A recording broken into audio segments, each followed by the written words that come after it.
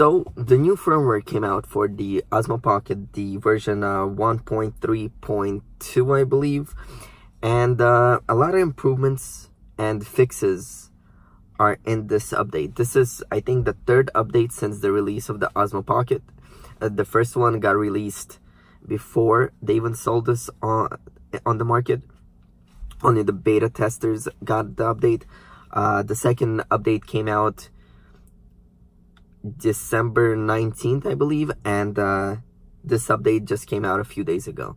Now I want to talk about the update, and I want to talk about the changes that came out with it. So let's get started. Before I jump into the update, I want to tell you guys that I'm sorry about not making videos. For a while I've been making one video a week.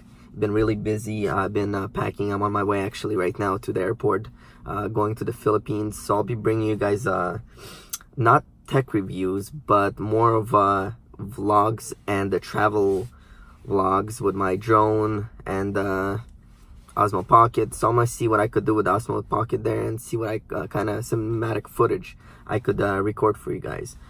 So yeah, right now I'm actually parked to get some coffee, and I've decided to make an update because I want to have time later on. I have my iPad right here, and I have the picture of the update and see what they added. So let's jump into it.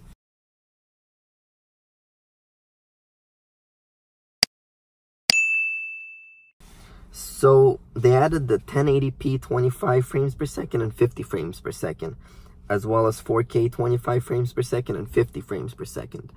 Now that's a huge update for the frames. Why? Because as many of you guys know, film is all shot mostly at 24 frames per second, and that's because it gives you more cinematic look. Less frames equals a little bit choppier footage, but not in like choppy. It gives you like a smooth chop and gives you more cinematic. So now with this update, we could actually shoot at 25 frames per second, which is better than 30. And I really want to see what kind of footage I could record with that. Same with 4K. If you guys want to do 4K at 25 frames per second to get more cinematic look, you now can. They added support to shoot 3x3 panorama. Let me show you guys.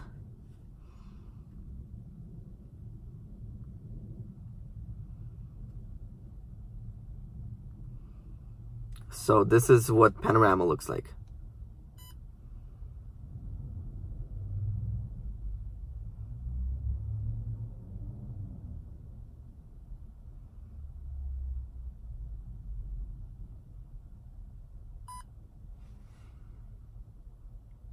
So if you guys noticed, it was tilting -20 and 80 degrees. Instead of just going from left to right or right to left, it was actually going a little up and down. So that's a big improvement. They optimized ActiveTrack in DJI Mimo when detecting people's head and shoulder in camera view. So pretty much when you would ActiveTrack yourself, it would cut a bit of your hair and it would cut the shoulders. So you would only get pretty much the head and the forehead, not the whole shoulder from shoulder to hair. So let me show you guys how that looks. So let me go to video. 1080 at 60, that's fine. It has to be in follow mode. Alright, so when you double press yourself, ActiveTrack is on.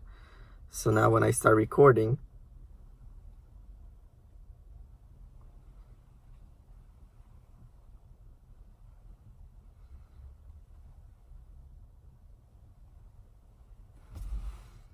I'm going to show you guys how this looks. But to me, it still looks like it's chopping my hair a bit. Yes, it's keeping the shoulders. But when I move closer, and it's keeping my shoulders, but it's cutting me off right here, which is still kind of annoying, because when you want to record yourself, you want to show your full, head and not get chopped off. So I'll show you guys right now. Take a look at the clip that I just recorded. Now they increased the time the gimbal would position back inside the cover. So when you turn off the camera, it's much more smooth. So it doesn't make that noise as it does right now. When it turned off, it would usually make that kind of noise. But they're saying they increased the time to 8 seconds, which be the judge, because this does not seem like 8 seconds. Let the timer start now. That's still like 3 seconds to me, honestly.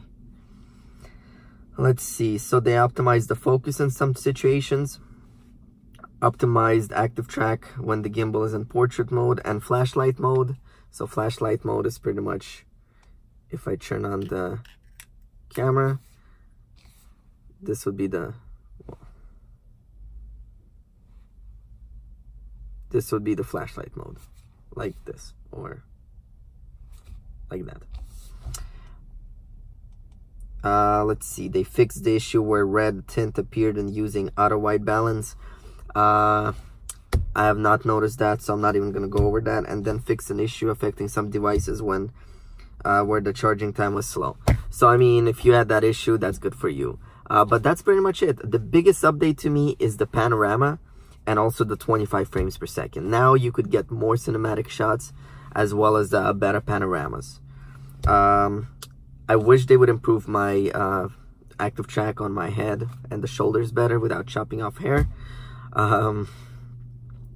My friend Das from Opinions Matter channel, he actually made a review on the update as well, and he thought that the Osmo Pocket is cutting off his hair because he doesn't have any, but that's not the case. I mean, I have hair and it's still chopping my hair off. So yeah. But anyway, guys, thank you for watching this video. Hopefully you like this little review. Give me a thumbs up, click the bell notification, follow, subscribe, leave me a comment if you guys want me to go into the, you know, real environment with this camera and try to do 24 frames per second or 25.